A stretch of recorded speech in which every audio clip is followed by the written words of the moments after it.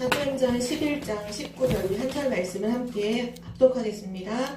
그때 스데반의 일로 일어난 환란으로 말미암아 흩어진 자들이 베니게와 구브로와 안디옥까지 이르러 유대인에게만 말씀을 전하는데. 아멘. 오늘 말씀의 제목은 미리 누린 선교입니다.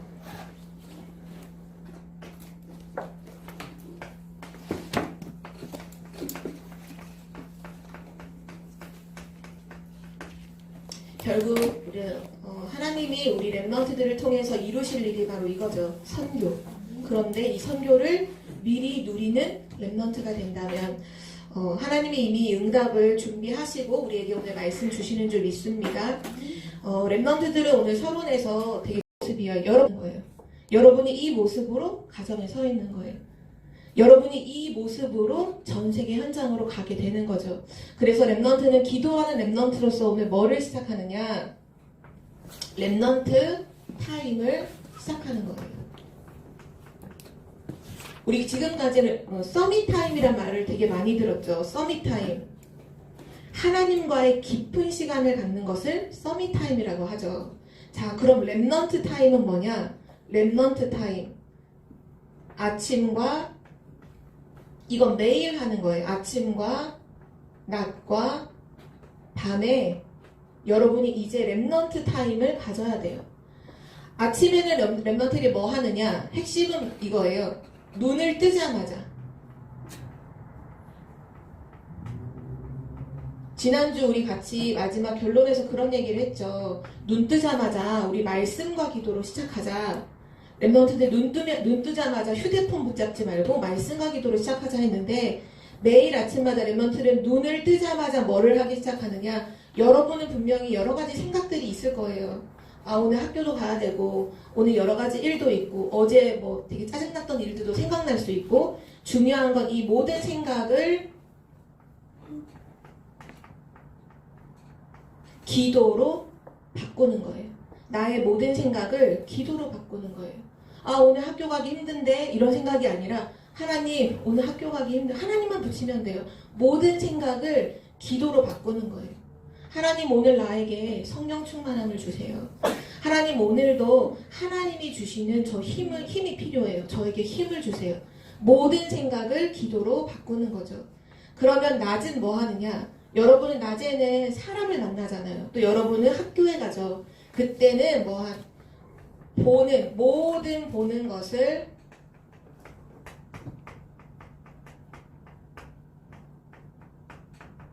기도로 연결하는 거예요. 여러분이 보는 모든 것을 다 기도로 연결하세요. 학교가 눈에 보였다. 학교를 기도로 연결하세요. 하나님 우리 학교에 하나님 나라 임하게 해주세요. 여러분이 아침에 국어 시간이 있다. 하나님 지금 국어 시간 시작해요.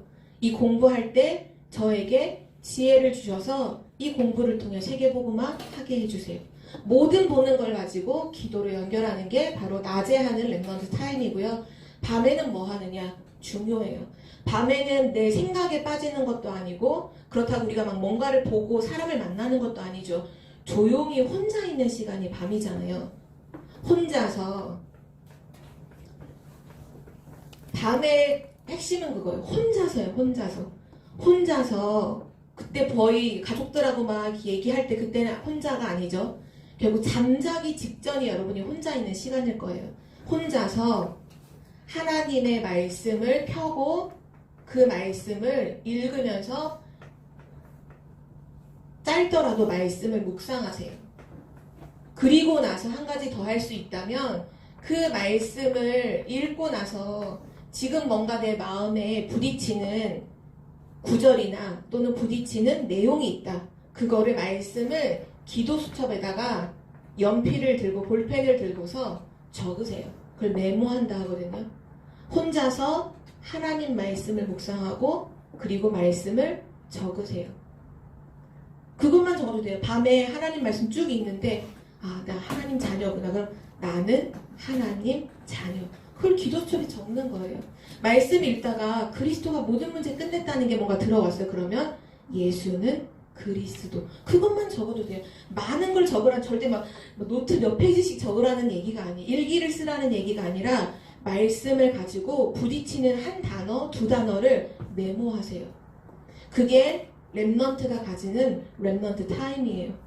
이것이 되어지는 렘넌트를 통해서 하나님 반드시 세계복음화를 이루신다고 약속하셨어요. 우리가 지금 엄청난 세계복음화를 하는 거 아니지만 분명한 사실은 세계복음화의 언약의 여정을 우리는 걸어가고 있어요. 그 걸어가는 중에 하나님이 지금 우리에게 뭘 말씀하시냐? 렘넌트는 렘넌트 타임을 가져라. 아침에는 모든 생각을 기도로 연결해라. 낮에는 모든 보는 것을 기도로 연결해라. 밤에는 혼자서 말씀을 묵상하고 말씀을 메모해라. 그리고 나서 하나님이 어떻게 역사하시는지를 봐라. 이거 한 번도 안 하면서 하나님은 내 삶에 역사하지 않아. 하나님 기도에 응답하시지도 않는데 이렇게 말한다면 그건 진짜 불신앙이죠. 이거를 진짜로 해보세요. 하고 나서 일주일만이라도 하고 나서 하나님이 나의 삶에 어떤 은혜와 응답을 주시는지를 확인하고 포럼하세요.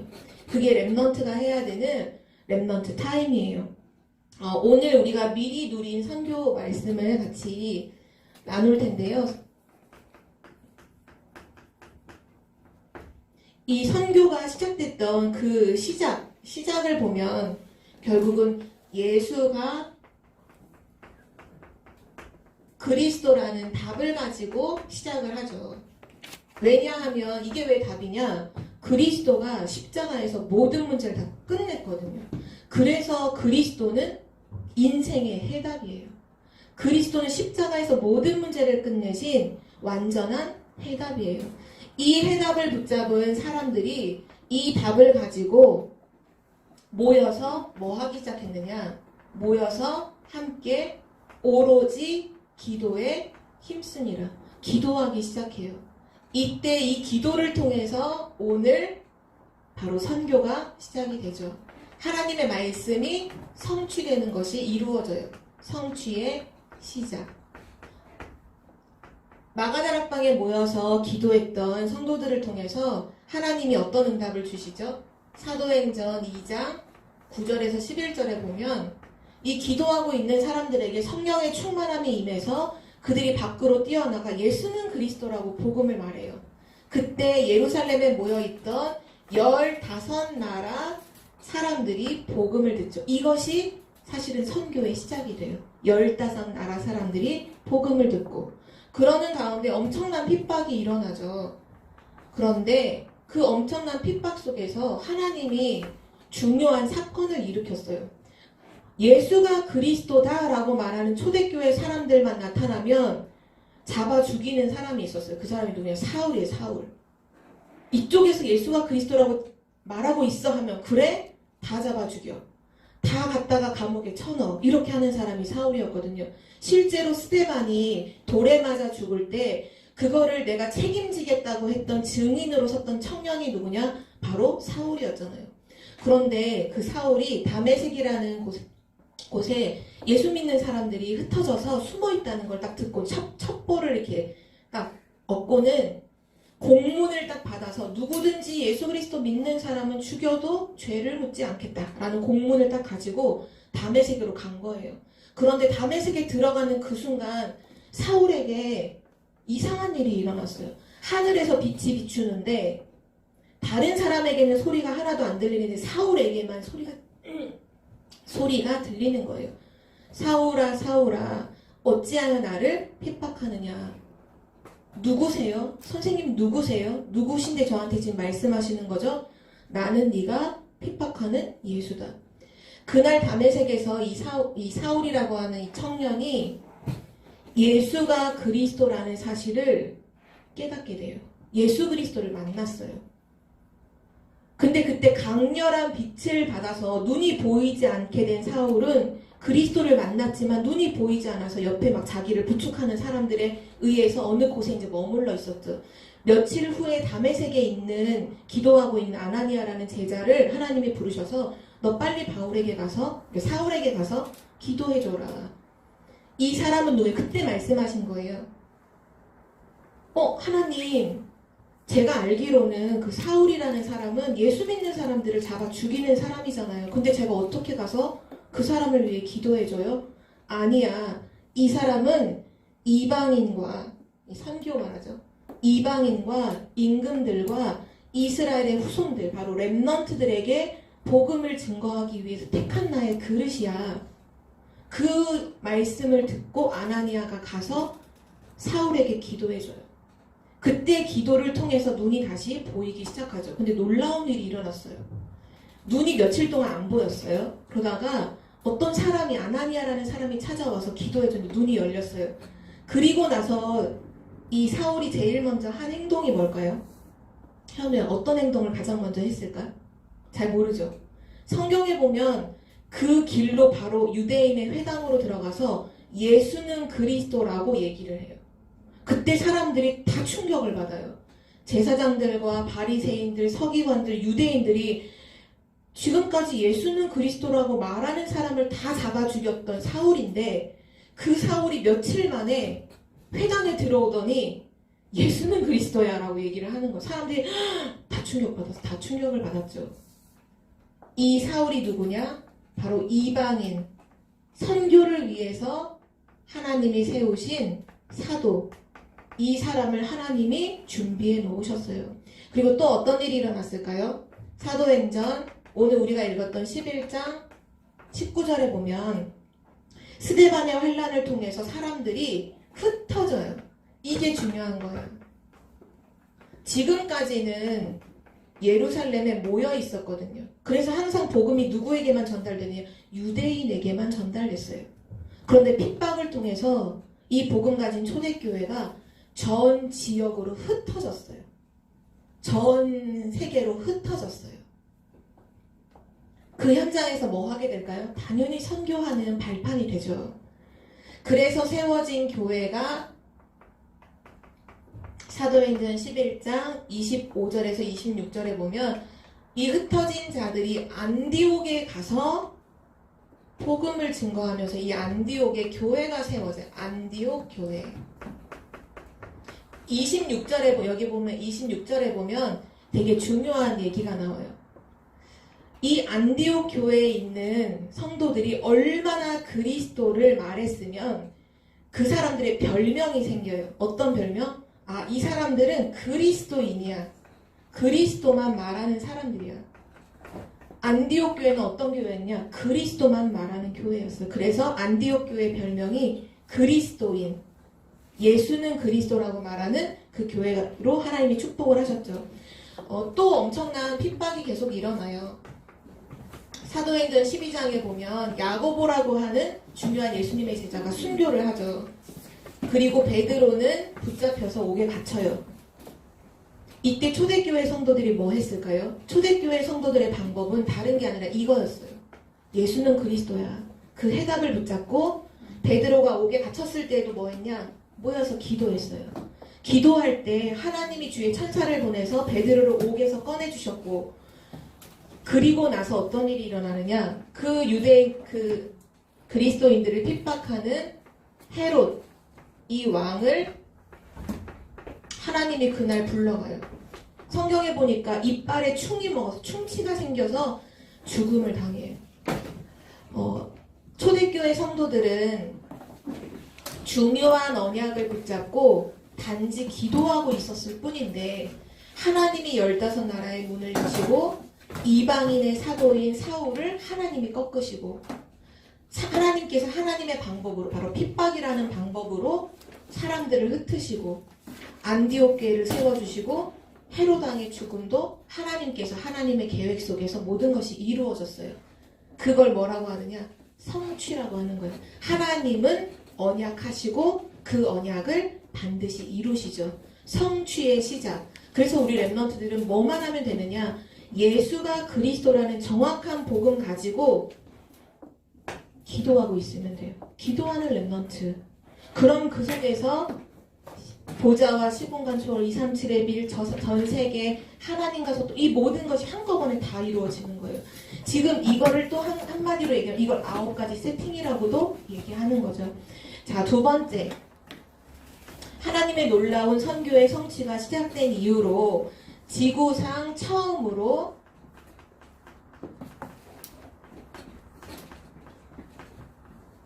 선교가 일어나게 되죠. 바로 미리 누린 선교예요. 왜 여기에 미리 누린 선교라는 단어가 붙었느냐? 지금까지의 선교는 노예로 끌려가서 했던 선교였거든요. 항상 뒤늦은 선교였죠. 늘 포로로 끌려가서 선교했어요. 왜냐? 복음을 전하지 않으니까, 복음을 증거하지 않으니까 노예로, 포로로, 속국으로 막 하나님이 흩어서 억지로라도 어떻게든지 선교를 하게 하셨죠. 그 증인들이 보면 막 요셉도 노예로 가서 선교하잖아요. 바벨론에 포로로 끌려갔던 다니엘, 세 친구, 에스더도 포로로 가서 하죠. 근데 처음으로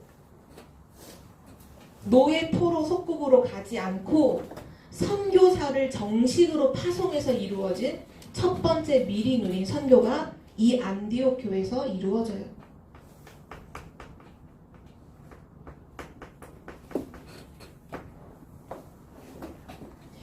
이 안디옥 교회를 하나님이 얼마나 축복하셨느냐? 사도행전 11장 28절에서 30절에 보면 전 세계가 기근이 들어서 먹고 쓸 음식도 없고 돈도 없는 엄청난 경제적으로 너무 어려운 문제가 생겼어요. 기근이 들었죠. 그때 이 안디옥 교회가 선교원금을 보내는데 어디로 선교원금을 보통은 처음 있는 교회가 예루살렘 교회잖아요. 그러면 그 큰 교회가 작은 교회에게 보통은 선교원금을 보내는 게 보통이잖아요. 지금도 큰 교회들이 작은 교회라든지 또는 다른 나라에 있는 그런 세워진 그 선교사님에게 선교비를 보내거나 선교원금을 하죠. 그런데 오히려 지금 시작한 작은 안디옥 교회가 선교원금을 어디로 보내요? 예루살렘 교회로, 초대교회로 선교원금을 보내요. 이 말이 뭘까요? 하나님의 소원인 선교를 아는 안디옥 교회를 하나님께서는 전무후무한 축복으로 축복하셨던 거예요. 전 세계가 기근이 들었는데 안디옥은 그 영향을 받지 않았어요. 심지어는 예루살렘 교회에 선교 헌금을 보낼 만큼 하나님께서 경제와 모든 것들을 책임져 주신 거죠. 이 안디옥 교회가 드디어 사도행전 13장 1절에 보면 함께 모여서 기도하고 뭐 하느냐? 선교사를 파송해요. 이 선교사를 파송할 때도 교회 마음대로 선교사를 보내지 않고 기도하는 가운데 성령께서 시키는 대로 바울과 바나바를 따로 세워서 선교사를 파송하죠. 하나님께서 축복하실 수밖에 없는 미리 누린 선교였어요. 우리 랩런트들이 오늘 이 미리 누린 선교를 통해서 여러 가지 것들을 랩런트들이 질문하고 찾아야 돼요. 혹시 랩런트들 선교 헌금이라는 단어 들어본 적 있어요? 헌금 중에 선교 헌금이 있다는 거 알아요? 혹시 그 선교 헌금을 드리는 그 축복 속에 여러분이 있나요? 있어요? 있어야 돼요. 그게 미리 누리는 선교예요. 여러분이 나는 지금 어리니까, 나는 지금 나이가 안 되니까, 나는 지금 한국에 있으니까 선교를 못한다고 생각하나요? 아니에요. 하나님은 처음부터 우리를 부르실 때 세계복음화를 두고 우리를 부르셨어요. 모든 민족에게 가라, 만민에게 가라, 땅끝까지 가라. 랩넌트라는 단어 속에는 뭐가 들어있죠? 세계복음화의 주인공이 바로 랩넌트예요. 그런데 랩넌트의 가슴 속에 세계복음화가 없고 선교가 없다. 그건 가짜잖아요. 지금 랩넌트가 뭐 있어야 되냐면 실제 랩넌트는 작더라도 100원이라도 좋아요. 근데 여러분 과자 사 먹는데도 1,000원은 쓰잖아요. 여러분이 하는 작은 것 가지고도 선교헌금 드릴 수 있어야 돼요. 그게 하나님이 여러분을 기뻐하시는 거예요. 여러분의 기뻐하시는 하나님의 뜻이죠. 그리고 여러분은 선교사를 파송하진 않지만 선교사님을 위해서 기도할 수 있어요. 그쵸? 질문해 볼게요.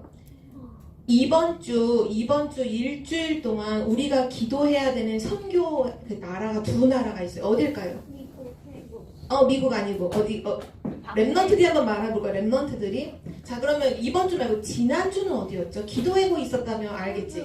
지난주 캄보디아와 지난주 어디였죠? 비국이라고 했는데 그 비국은 말하면 그 비국 나라에서는 예수님 믿으면 다 잡아서 죽이기 때문에 이름을 안 밝혔지만 베트남이라는 나라였어요. 지난 한 주는 캄보디아와 베트남을 놓고 우리가 함께 기도했죠. 거기 있는 선교사님들, 랩런트를 놓고 기도했어요. 자, 이번 주는 어떤 나라일까요? 자, 여러분이 선교사님을 파송하는 건 아니지만 이미 파송에 계신 선교사님을 위해 기도할 수 있잖아요. 자, 이번 나라는 알려줄게요. 첫 번째 나라가 어디냐? 태국이에요. 태국. 태국은 불교 나라예요. 심지어는 그 RUTC 뉴스를 보니까 지하철을 타면 보통 우리는 지하철에 이렇게 노인들이 앉는 노약자석이 따로 표시돼 있죠. 또는 이렇게 아기를 가진 엄마들이 앉는 그 임산부들이 앉을 수 있도록 표시가 돼 있잖아요. 태국은 스님들이 앉아서 갈 수 있는 자리가 표시돼 있대요. 그 정도로 그 불교가 엄청나게 강한 나라예요. 이 태국이란 나라를 두고 선교사님 계시거든요. 이따가 RUTC 뉴스 꼭 확인하고 이름 적어놓고 기도하세요. 두 번째 나라는 어디냐? 여기도 나라 이름이 나오지 않았어요. 여기도 이름이 밝혀지지 않았지만 여기서만 밝히자면 여러분 기도해야 되니까 방글라데시예요.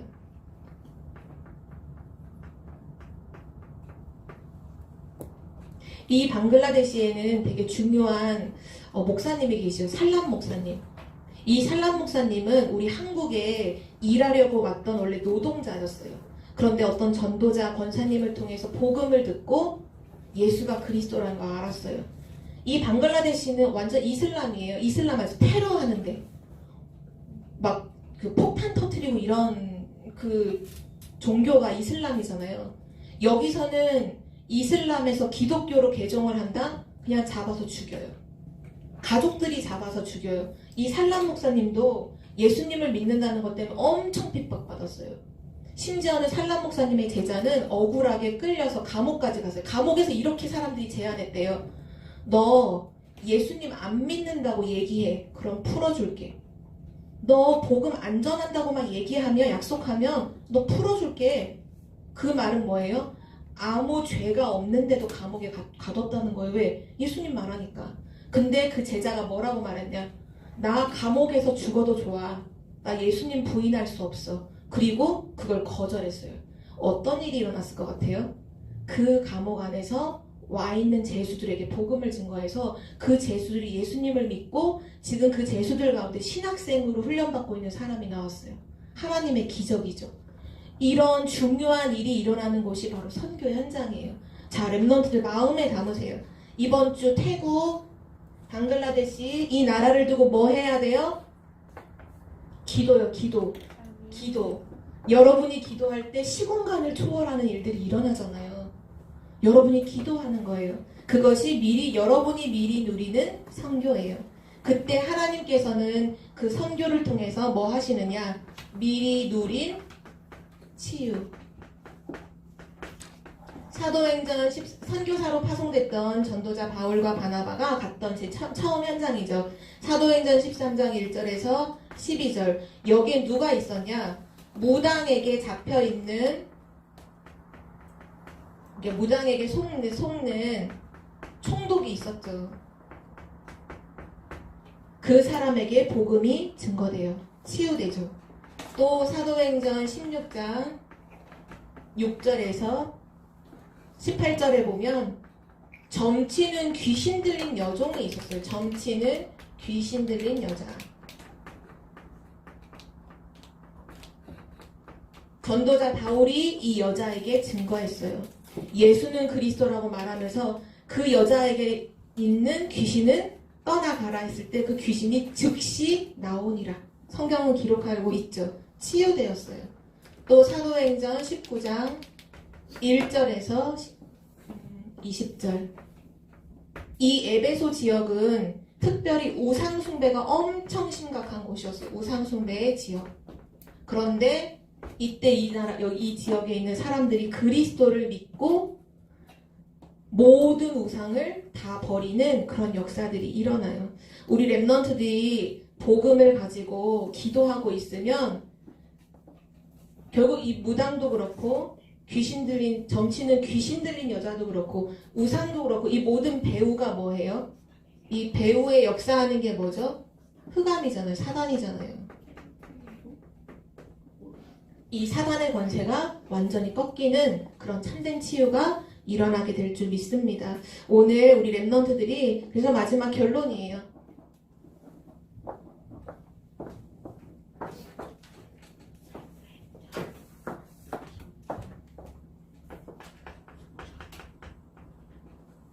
다시 한번 확인합시다. 전 세계를 살리는 답이 뭐죠? 전 세계를 살리는 답 예수 그리스도. 랩런트들이 이것을 정확하게 아는 것이 먼저예요. 그리고 나서 또 질문. 전 세계를 살리는 가장 빠른 지름길이 한 가지가 있어요. 지름길. 지름길은 언제든지 가장 빨리 가는 길이잖아요. 전 세계를 살리는 가장 빠른 지름길이 뭐냐?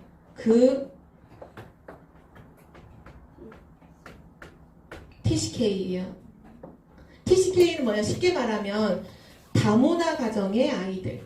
그러니까 부모님이 다른 나라 사람인데 지금 우리나라에 와 있는 그런 경우가 많죠. 일하러 왔든지 공부하러 왔든지 또는 뭐 결혼을 해서 왔든지 그런 가정의 아이들. 혹시 여러분 학교에 다문화 가정 아이들이 있나요? 특별히 여기 있는 우리 복명초는 다문화들이 엄청 많죠. 그쵸? 러시아, 우즈베키스탄, 카자흐스탄 엄청 많잖아요. 근데 여러분이 뭐를 지금 봐야 되냐면 걔네들은 머리가 이상해. 머리 색깔이 우리랑 달라. 걔네들은 우리랑 피부 색깔이 달라. 걔네들은 우리랑 언어가 달라. 그러니까 다르니까 무시, 왕따. 사람 취급도 안 하고 오히려 그러는 경우가 진짜 많아요. 옛날에 시우 학교에도 다민족 이런 TCK가 있다는 얘기를 그때 메시지 때 했었는데 하나님은 이 TCK를 어떻게 보느냐 이렇게 보세요. TCK는 세계복음화의 주역. 하나님은 이렇게 보고 있어요. 그러면 우리도 오늘부터 이 TCK를 이렇게 봐야 돼요. 세계복음화의 주역이다. 와, 우리 반에 세계복음화의 주역이 될 TCK가 있다. 그동안은 내가 잘 모르고 내 수준과 내 생각 속에서 쟤네들은 우리랑 달라. 쟤네들은 보니까 옷도 제대로 잘 못 입을 수도 있고 잘 입을 수도 있겠지만 잘 못 입고 말도 안 통하고 그러니까 난 쟤네랑 친해지지 않을 거야. 이렇게 생각했다면 오늘부터 생각을 바꾸세요. 왜냐? TCK는요. 세계복음화하는 지름길이에요. 왜? 그 나라도 알고 우리나라도 알고 두 나라를 다 알고 있어요. 가장 빨리 세계복음화 할 수 있어요. 자, 그래서 오늘부터 우리 랩런트들 기도 시작하라고 아까 여러 가지 얘기했지만 다시 정리한다면 자, 기도를 시작하세요. 뭐 하느냐? 매일 아침, 낮, 밤에 랩런트 타임 시작하는 건 이건 당연히 하는 거고요. 랩런트 타임을 하고요. 그 다음에 뭐 하느냐? 선교사님을 놓고 기도하는데 특별히 모든 선교사님 다 놓고 기도할 수는 없잖아요. 그래서 이번 주에 있는 태국 그리고 방글라데시 이 두 나라의 선교사님을 위해서 랩런트를 위해서 같이 기도하고요. 그리고 여러분 학교에 있는 TCK 전사님은 이름을 모르지만 여러분은 이름을 알겠죠. 같은 반이니까요. 그 아이의 이름을 기도 수첩에 적으세요. 그리고 한 번만 기도하세요. 하나님, 이 친구에게 예수가 그리스도이심을 전달하게 해주세요. 그거 기도하세요. 여러분이 그거 이름 적는 그 순간에 이미 하나님이 역사하실 줄 믿습니다. 그것이 미리 누리는 선교예요. 우리 랩런트들도 지금 미리 누릴 수 있어요. 선교 헌금을 통해 선교사님을 놓고 기도하는 걸 통해 TCK를 놓고 기도하는 걸 통해 우리는 기도로 모든 것을 다 할 수 있어요. 기도를 통해서 모든 걸 다 할 수 있어요. 우리 랩런트들이 기도의 사람들이 되기를 기도합니다. 함께 기도하고 마칠게요. 사랑의 하나님 감사합니다. 보좌와 시공간 초월 237의 빛을 누리는 플랫폼으로 전 세계를 보는 파수꾼의 망대로 그리고 하나님과 소통되는 안테나로 우리를 축복해 주셔서 감사합니다. 기도하는 랩런트가 되게 하여 주옵소서. 우리의 기도 속에 선교가 있게 하시고 선교사님이 있게 하시고 랩넌트가 있게 하시고 TCK가 있게 하여 주옵소서. 우리가 기도하는 그 순간 시공간을 초월하여 하나님께서 하나님의 일을 이루실 줄 믿습니다. 이번 한 주간도 가장 행복하게 미리 선교를 누리는 랩넌트가 되게 해 주옵소서. 감사드리며 예수 그리스도 이름으로 기도드립니다. 아멘.